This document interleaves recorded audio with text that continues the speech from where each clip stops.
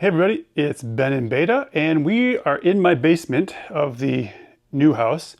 And I'm doing a little bit of a series as we have to do new things to the house. So basically kind of home improvement, home ownership kind of videos as we have to do some of these things in our house. And I think it might be helpful for other people to know what's out there, why we might have chosen what we've chosen, just to give you a lay of the land and kind of go from there. So unfortunately, when we moved in, we knew that our HVAC system was probably going to need to be replaced. And that is, in fact, the case. This thing is about 19 years old.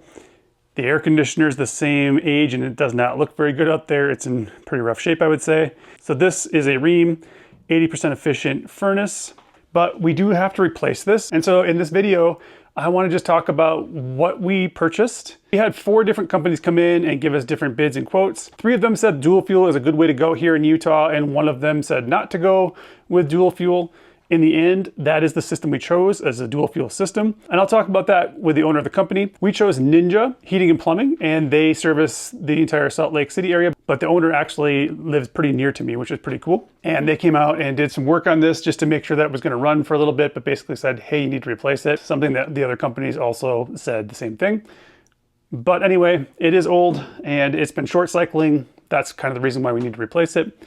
And obviously at 80% efficiency, we'd like to have something a little higher. The owner's name is Ian. When he gets here, we will talk through the system that they're gonna install today, why a dual fuel heat pump system might actually make sense here in Utah and where else it might make sense as well, versus going the traditional route of just a gas furnace with a standard air conditioning unit. But anyway, this is what the system looks like right now. So this is gonna look completely different when we're all done. We looked at a lot of different systems from a lot of different companies. I did a lot of research into reviews. In the end, we're gonna go with an Amana system. It has basically the same warranty as everything else. I'd love to know like what system you've put in your house though, and why you did that. If you've done some kind of recent replacements of your HVAC system. So leave that in the comments below. What's your favorite brand of HVAC if you have one? But we're gonna go with Amana. So it's gonna be an Amana heat pump outside, and then it's gonna be an Amana furnace here on the inside that replaces this one. Also, if you have questions about the system, the installation, anything, leave those in the comments and I will try to answer those or have Ian answer them as well. And I'll also leave the number for the Ninja Heating and Plumbing Company if you are in the Salt Lake area and wanna give them a try. All right, I'm here with Ian from Ninja Heating and Plumbing. Hi, Ian. Hi, Ben. Well, and Ian's doing, Ian did, and his team did all the work on putting in the new dual fuel system. But I thought we'd walk through a little bit about not only why we chose that, but what was wrong with the old system, so on and so forth, and just kind of give you some features and things of like this system, and again, why you might want to go dual fuel, and then maybe why you might not want to, depending on where you live. We had that Rheem, it was an 80%, it was original to the home, which is about 19 years old, Yep. so yeah. So the old system, of course, was, typical system installed back then. 80% efficient, meaning, you lose about 20% of your gas, just the way the furnace works. When Ben had us come out and do kind of the initial inspection on it, we found quite a bit of stuff that's pretty atypical of an older system. The A cabinet coil was kind of filled with a bunch of gunk that we had to clean out. Furnace was definitely pretty filthy. The filter system, which was kind of the biggest thing, wasn't really in the furnace as well as it should have been, and a couple of the parts were broken on it. We went through like a lot of the components in the system, and due to its age, they were kind of atypical for an older system. So at that point, Ben had kind of asked us some questions, obviously knew he was at the end of life with that system. And we got talking about dual fuel and how that works. Of course, there's a lot of different factors when picking out a furnace and air conditioner that you have to take into account. Some don't work for some people, some work for other people. A lot of it's kind of personal preference and how you feel about it. So what we went with was our high efficiency Amana furnace. This has a stainless steel heat exchanger in it, which heat exchanger is kind of the biggest component for safety of the system. We went the Amana stainless steel heat exchanger as well as the dual fuel system. So outside, which you'll see later, we do have a heat pump, which is also the Amana, the SE series heat pump, one of the newest ones on the market. Super nice. Just also throw this out there. we're in the middle of a coolant changeover that you have to do in 2025, and this system is on the older system, not the R32 system. That's Right. If you want to talk about that, you can, but that saves a little bit of money right now too. So Yeah, something to think about. the R32 or A2L changeover has been one of those things that was kind of popped up on us. Everything's supposed to start changing over this summer, but that adds a lot more complicated stuff to furnaces. The R410A refrigerant has been around for decades, and we'll still have it, so it's still it's not an obsolete system by any means. It's still completely serviceable. What Ben ended up going with the dual fuel, we basically got him the newer coil, which actually the refrigerant device that meters the refrigerant and provides cooling is called an EEV, which is electronic. The older style was a TXV, which is more of a mechanically controlled refrigerant thing. So he got that. That wires into everything, including the thermostat, the circuit board in the furnace. Everything talks together and knows exactly to the T what to do versus us trying to adjust mechanical adjustments. It does it all on its own. So he definitely got the higher efficiency coil. We put this furnace up on a base for a little bit better airflow just because it's a little bigger unit. We did have to do some modification because now his furnace expanded width-wise quite a bit, so we did have to move some ductwork and do some other stuff, but it ended up turning out a really nice system and operates very well. Yeah, it looks good. And this is a 96% efficient furnace, so even if we had not gone with the dual fuel system, we would have basically gained 16% in efficiency just with that. And this is a two-stage system as Yes, well? two-stage and variable speed. So what is that? Yeah, let people know what that means too, because there's lots of lingo there. Right? Absolutely. So two-stage and variable speed is kind of become, I wouldn't say the norm, but what everybody wants to go with. Two-stage means you have two stages on the gas valve. On a little bit warmer but cold day, say you're maybe 45, 50 degrees outside, the furnace doesn't have to run full bore. So you'll kick on about half capacity, only use about half the gas you normally would. Say then it drops into freezing temperatures, stuff like that, it's going to kick onto its higher stage and basically provide all the heating that you need. Right. This one also works with the heat pump. Essentially, a heat pump is an air conditioner that can work forwards and backwards. So during the summer, it removes heat from the house. During the winter, it adds heat from outside to the house. Even when it gets super cold, we're always able to remove some heat. And we looked at a couple different systems there too. And the other thing that's important is like the old air conditioner that I had was that 13 or 11 I think it was SEER, actually a 10 SEER or something like that, which was kind of common back for that then. time. Yeah. So and it was also super rusty. It didn't look very good. I'm glad we didn't try 100-degree temperatures with it, to be honest with you. But this new one is like 17 and a half or even higher, so like 16 minimum, if not higher. So that is a big deal for the summer months. It's going to just that part of it. It's just so much more efficient. You're going to see a significantly better electrical bill with that. The old air conditioners definitely like to suck power, and that was what they had back then, and power is a heck of a lot cheaper, but it's not cheap anymore.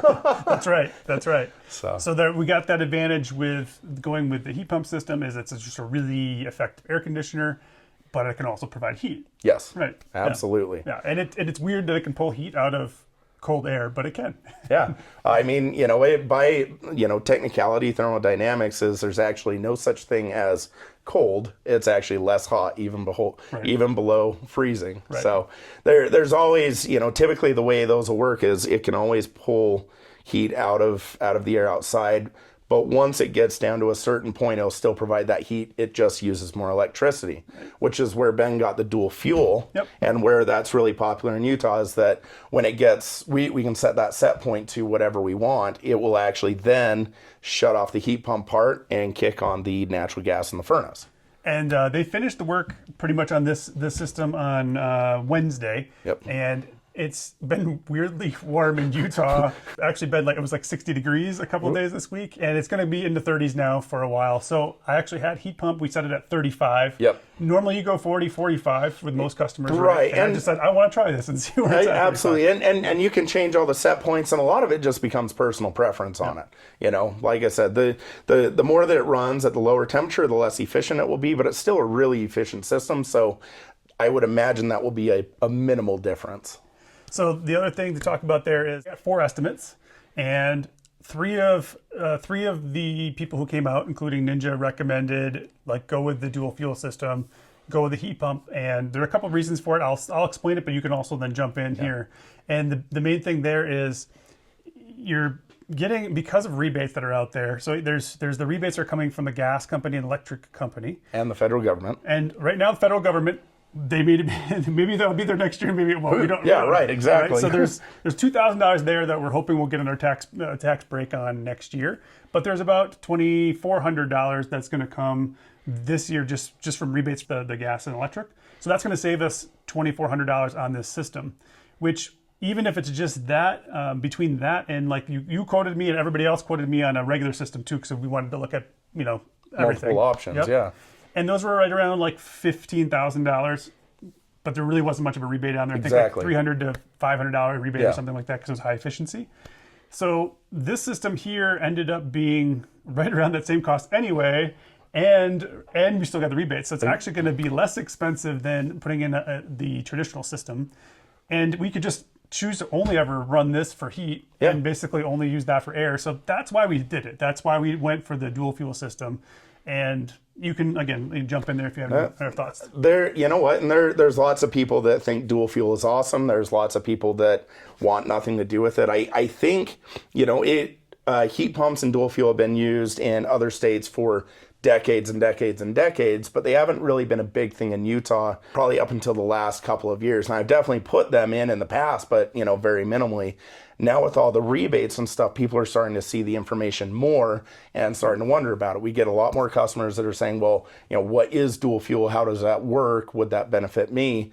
And I think some contractors are totally fine doing it. They are more complicated systems. I mean, Ben saw us set the whole thing up, and there was definitely a process to it, which was a lot more complicated than a regular system. And it really has to do with there's a lot more being regulated by the electronic, communication devices, right? Because it's got when do I turn the heat pump on? How fast am I going to run that fan? Yes. How do I keep things, this temperature versus that? Should I be using this system or that system? So there's a lot more going on than just a traditional furnace and air conditioning system. Yeah, and I think some people get scared of the technology in it or intimidated because, sometimes they say, the more parts, the more parts that break. But with the way everything's being made now, they've made them very simple to where, they're almost foolproof. Traditional air conditioners and furnaces, they still have all those same parts in them. And some people may just want that, they just want the, the natural gas heat and, regular AC, and that's totally fine. We put plenty of those in, but now dual fuel, I think everybody's just starting to see a lot more about it because just like in your situation, you could have bought a very expensive, nice furnace and only air conditioner, but we literally made it cheaper for you to buy a fancier, more expensive heat pump, and it didn't come from us. It just came from rebates, tax credits, and the company itself, really. Yeah, exactly. So it's just kind of like, okay, getting the better technology costs you less than just getting basic technology. The company that didn't recommend going with the dual fuel system, they still quoted me one that was quite a bit more expensive, but their rationale was in Utah, gas prices are just less expensive than electricity. And that is true.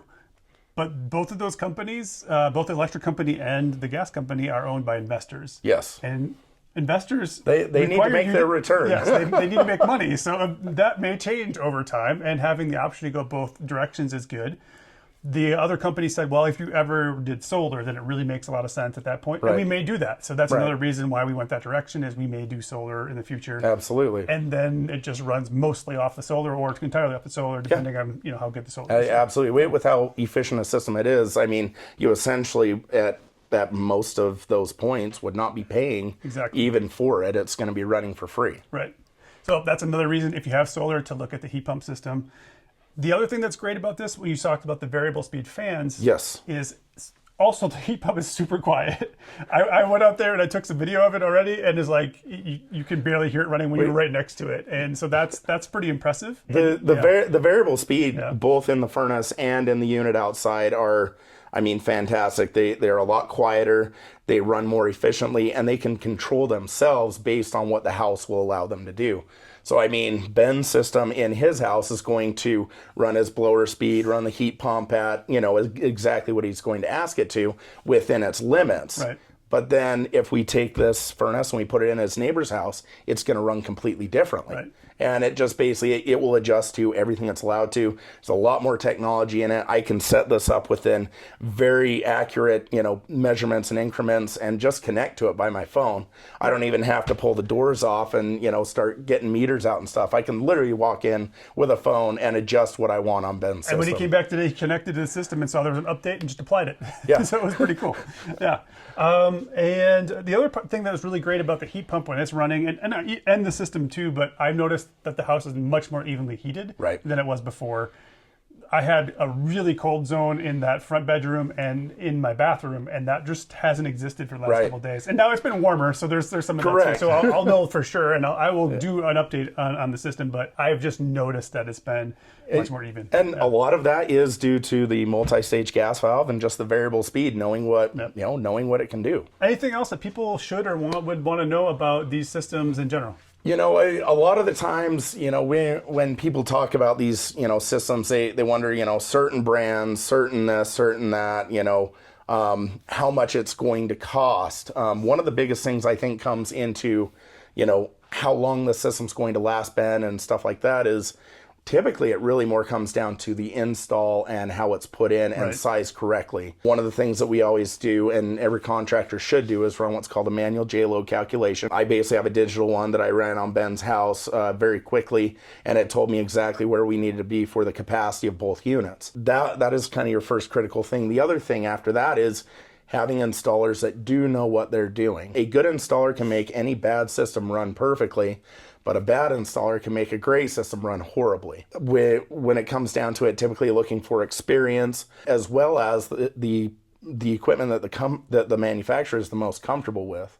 I've been putting these systems in for 2 decades now, buying them from the exact same supply house, the same people. Sure, and really well. Yeah. And so it's like, I could put another system in and have that run well, but these ones are the ones that I absolutely just, I love and trust and have the same equipment in my house. And I did a lot of research into different companies, and honestly, what I found was it's more important to have the system installed correctly than the company itself. Correct. Because even Amana has Daikin and then Goodman, and then you look at Carrier and they got like 15 other brands that are underneath them. So they're all kind of very similar, honestly. In the end, there are some that are better for sure, and they're usually at the top end. Correct. There's the newest technology, that kind of thing, and this is like mid to high, like mid-high tier. It's not the highest tier, but it's it's a pretty good system. Absolutely, very very robust. We have very few issues with them as long as they're set up correctly in the first place. And then maintenance, you should definitely do maintenance on your furnace. It's really important to do that every year, and your air conditioner, no matter what system you have, because it was clear that maybe some of that hadn't happened here. It was very obvious, and I mean that right there. Even if it's just simple maintenance, you want to get the furnace taken care of, once a year, and you want the AC or heat pump taken care of once a year, because more of that is that, in maintenance, we, of course, we clean it out and everything like that, which not only just makes the system run better, last longer, but you breathe better air. Right. But the other thing is, these are machines that deteriorate over time. Sure. And, typically we want to make sure that we catch those things before, say you have a small part, take out a really big expensive part, and now Ben's got a large bill that he wouldn't have had before. Right. So maintenance is always key. Just like you want to change the oil in your car, because if you go 40,000 miles without an oil change and the motor goes out, the dealership's going to say, hey man, that sucks. Here's the price for a new motor. Yep. So that would have cost, if we would have tried to bring the old Ream system up to, you said factory specs essentially, but it still wouldn't have lasted all that much longer.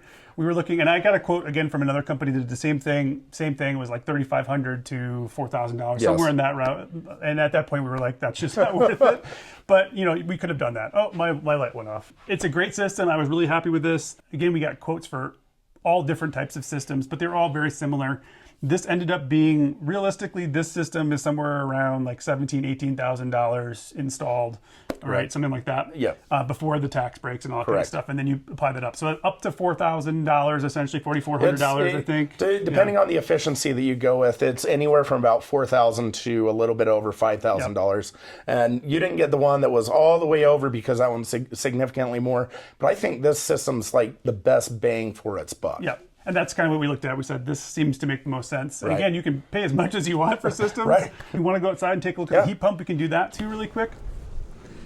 All right, we are out at the heat pump right now, and it just kicked on. The reason it kicked on, by the way, is it is 36 degrees outside. We have it set at 35. Yep. And I do apologize for the tree and everything, like some of the lighting, but this is what we're working with right now. So this is what the heat pump looks like, and you can see it's very similar to an air conditioner, except it's a little more vertical. And there are heat pumps that look just like air conditioners, right? So Yep. There's that. So do you want to talk a little bit about this system and just in general? Again, I have my mic on. That's how loud it is. And is it going to be much louder when it's in AC mode, or is this pretty much what it's going to No, I mean, this is what it sounds like. Your Yep. compressor's running, your fan's running. Okay. So yeah, so let's learn a little bit about the heat pump then. So here we put in Amana's SE series, or the S-Line series, which stands for Slim. As you can see, it's Slim. These units are actually pretty incredible because, yes, you can get bigger ones and ones that look just like an air conditioner, but these do the exact same job and take up much less space. You actually may recognize these looking like what we call mini split air conditioners, Yep. which are the wall mounted things and all that. The reason these are so cool is, like, say, of course on Ben's house we have plenty of room, but we're still saving him a little bit of space. But say you have like an apartment, or you've only got a little bit of room on the side of your house, maybe keep your garbage cans there. These take up so little space, and they only need about 18 inches of clearance off the house to be able to, essentially cool and heat the refrigerant. The nice thing, obviously, is how quiet they are too. This is my bedroom window. We sleep right on the other side of this, like literally that's where we're sleeping, and I haven't heard anything. So Right. that's an important piece, I think, to just kind of note. No, and I mean, and that's why I absolutely love these systems. I mean, they communicate with, the thermostat, the furnace, the electronic EEV on the coil, and essentially everything will work together. And as you can hear, basically completely quiet. I was joking with Ben that maybe he wants to hang out here, put his barbecue here, and have some fun out here, and he wouldn't even hear the unit at all. Yep. These are, they're rated at a minimum of, I believe, 16.5 SEER. Will typically get rated to 17.5 to 19 SEER. The newer units that are coming out with the newer refrigerant, although they'll be a little bit more complicated, are rated only a little bit higher, just because the R32 refrigerant is a hair more efficient. With what we still have available right now, which we will probably run out within the summer, it was more cost effective to go with the R410A system, and worked out great. So again, there you have it. That's the heat pump system. It's running right here behind us, and you really can't even hear it. If you live in the Salt Lake City area and you're looking for something for your HVAC system or plumbing, you should give Ian a call, and at the very minimum, just have you come out, talk to you, give you a quote. You should always get multiple quotes. You would agree with that? Absolutely. Yep. Absolutely. In fact, Ian told me, if you get a quote from somebody you think it's really good, let me know, and if it's good, I'll tell you to go with them. Yep. so he's like, if I think that system's amazing, I'll tell you to go ahead and go with that, which I thought was pretty cool as well. Absolutely. Yeah, so definitely look up Ninja Plumbing, Heating, and Air if you're in the Salt Lake City area, and give them a try. Yeah. And we do free estimates to come out and make sure we're going to do the right system for you. We have these in stock right now. You can save up to $3,150 on our installation costs when you pair this with a dual fuel system, as well as you get $4,000 to $5,000 in federal tax credits and rebates. It makes absolute total sense, and they're super cool systems. We have these in stock ready to go right now. I saved on my system, and so should you. I definitely want to thank Ian and his team for doing such a fantastic job on the installation of our system, as well as walking us through all the different options and systems, being very patient with us, and just making sure we understood what we were purchasing and if it was the right system for us. I plan on doing a update video for our system where I walk through what it's like to use as a homeowner when the heat pump is running, when the gas is running, and also try to give you some idea as to what the impact was on our overall bills. If you live in the Salt Lake City area, definitely have Ninja come out and give you an estimate if you're looking for a new system, but do get multiple quotes from different places. If you found this video at all helpful, please hit that like button, subscribe to the channel, share this out with anybody who might be interested in an HVAC system right now as well, to help them make a better decision. Thank you so much for watching. Remember, live your life in beta, and we'll see you next time.